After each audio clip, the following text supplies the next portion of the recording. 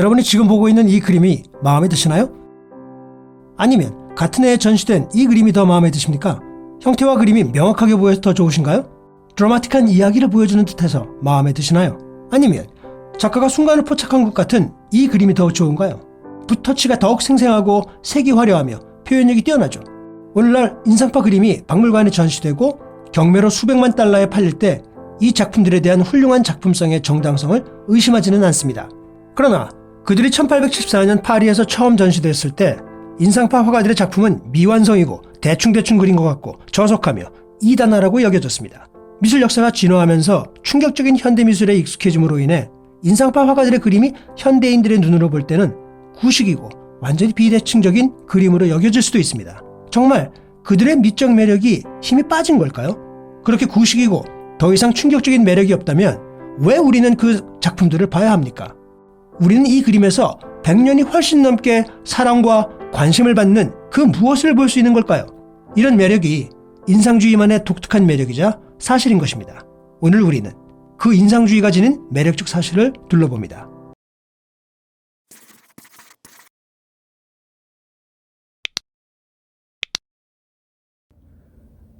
안녕하세요. 레차트의 대원쌤입니다. 오늘은 우리가 인상주의에 대해서 좀 알아볼까 하는데요. 특히 한국과 일본 사람들에게는 인상주의가 가장 인기 있는 사조 중에 하나라고 합니다. 물론 다른 나라 사람들, 전 세계 사람들이 모두 다 인상파 화가들을 매우 즐기고 아끼는데요. 오늘 이 시간에 인상주의가 어떻게 해서 시작이 되었고 또 인상주의의 작품들이 어떤 특징을 가지고 있는지 여러분들과 함께 같이 한번 알아보도록 하겠습니다. 자, 그럼 같이 한번 보실까요? 인상주의 미술의 특징은 사실주의 미술과는 달리 도시의 일상뿐만 아니라 프랑스 시골, 특히 프로방스 지방의 햇살 아래에서 수시로 변화하는 풍경을 현장에서 직접 화폭에 생동감과 친근감 있게 담았습니다.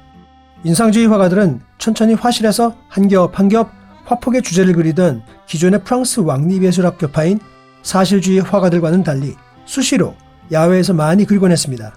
이들은 휴대하기 쉽고 날씨가 변하거나 빛이 변하는 것에 대비해서 작은 캔버스를 사용했다고 합니다. 물론 이미 17세기 네덜란드 화가들처럼 풍경화를 그리던 적도 있고요. 인상파와 동시대에 살면서 시골 마을을 그리던 영국의 존 컨스터블이나 바다의 풍경을 추상적으로 강렬하게 표현한 터너도 있었습니다. 프랑스에선 인상주의 화가들이 나타날 때쯤 정세의 불안으로부터 피하려거나 파리로부터 떠나려는 화가들한테는 풍경을 그리는 것은 관습처럼 여겨지고 있었습니다. 자연의 아름답고 정겨운 풍경을 삶과 같은 매너로 관찰하려고 했습니다.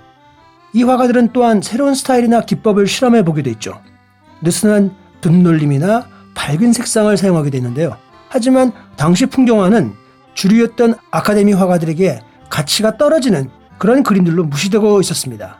당시 아카데미는 그리스 로마 시대의 미술을 더 중요하게 공부했던 때입니다. 아카데미의 정통 미술은 인체의 명확성이 잘 나타나야 하고 조화롭고 안정적인 전통 구도를 이루어야만 좋은 그림이라고 여겼습니다. 바로 이 그림처럼 역사나 신화, 종교 같은 것들이 당시 아카데미에서 좋아하던 그런 주제입니다.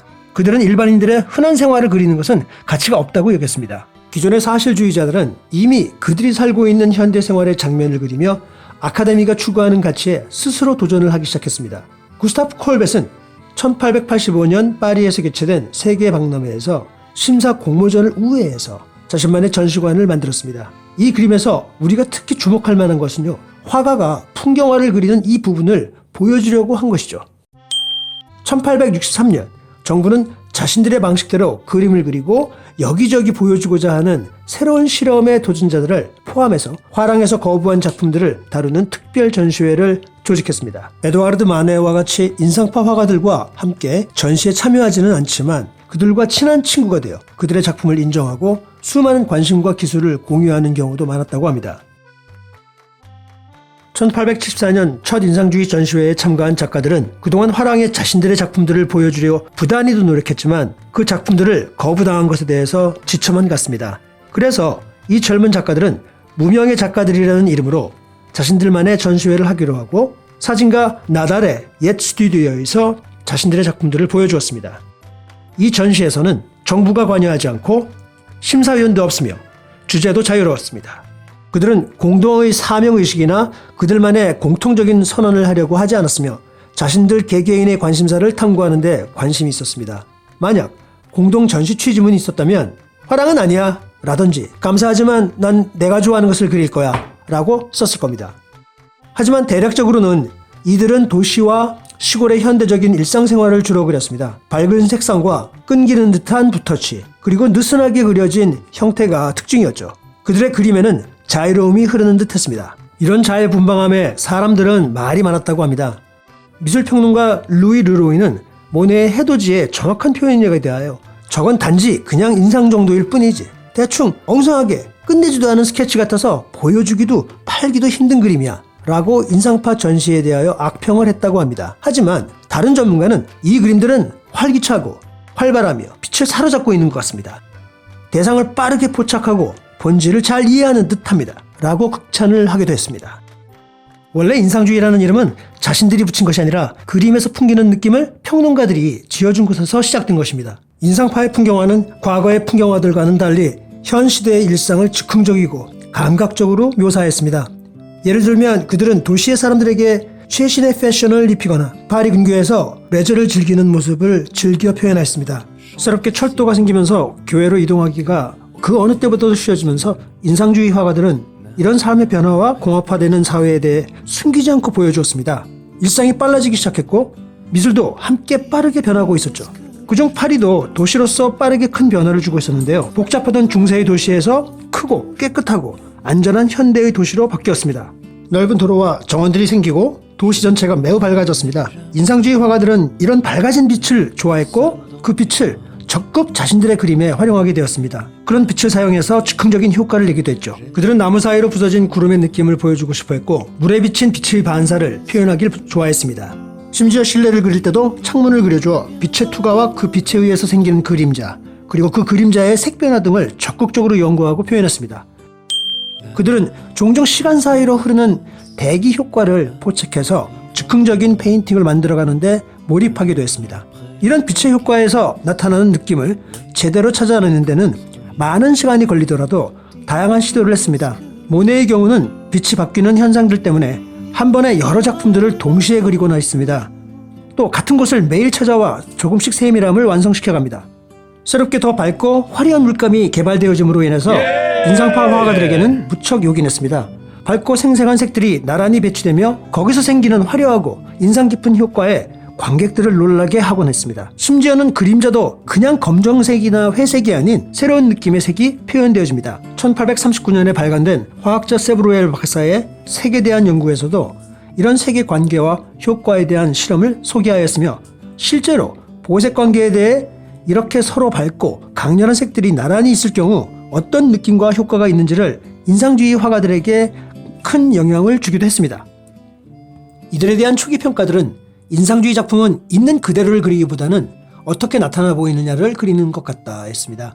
이 말이 결국 인상주의가 활약하는 계시라고 보는 사람도 있었습니다. 이 그림에서 굳이 나무 하나하나의 구조보다는 숲 전체의 느낌을 먼 거리에서 보이고 느끼는 대로, 그리고 특히 빛이 어디서 어떻게 비춰지느냐에 따라 흐릿하게 표현되는 것이 문제가 되지 않았다고 합니다. 나무보다는 숲, 그 형상의 느낌이 더 중시되는 경향이 있었습니다.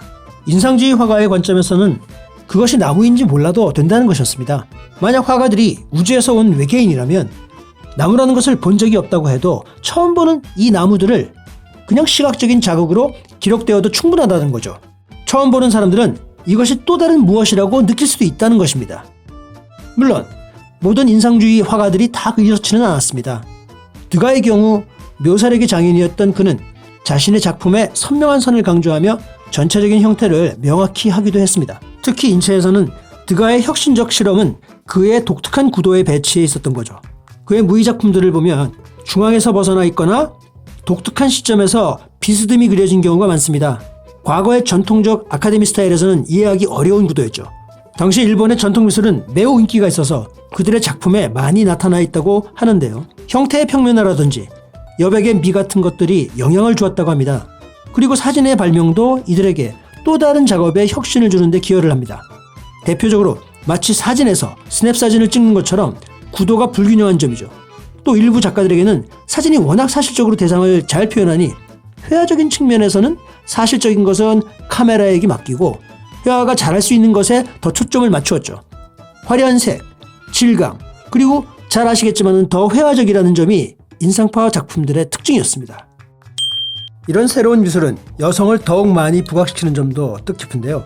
마리솥은 여성의 새로운 역할과 위상에 대한 많은 부분을 그림을 통해서 부각시키는 데 노력했습니다. 이제는 과거의 알몸의 여신이나 여자들이 등장하는 것이 아닌 평범한 현대사회에서의 다양한 계급의 사람들과 직업, 그리고 생활을 사람들에게 작품으로 소개하였습니다. 19세기 후반부터 고갱, 거후, 쉐라, 그리고 신약 등 후기 인상파 화가들이 나타나면서 인상주의가 새롭고 다양한 방식으로 발전되어 나가는 것을 볼 수 있습니다. 1886년경에는 전 세계적으로 인상주의가 대세가 되었다나요. 인상주의는 현대미술을 연 시발점이며 최초의 아방가르드 미술이었습니다. 인상주의는 기존의 규칙을 거부하고 새로운 실험을 추구하는 면에서 현대미술의 철학적인 면이나 방향 측면에서 좋은 매뉴얼이 되었다고 해도 과언이 아닙니다. 사실 인상주의 미술은 고전주의 미술과 현대미술의 가교 역할을 하였다고 할 수도 있는데요. 과격한 이미지나 진부한 이미지가 아닌 모든 사람들이 그냥 편히 보고 즐길 수 있는 그런 아름다운 그림이라고 해야겠죠. 만약 메리카삿이 이 그림에서 옷을 남자의 옷과 비슷한 색으로 칠을 했다면 우리의 관심은 그림이 어디로 가게 될까요? 또 이 그림에서 도치 없이 그렸다면 그림은 어떤 느낌이었을까요? 다음 주 인상파 작가들의 대표작을 통해 인상주의 작품들을 관람하는 방법을 알려드립니다.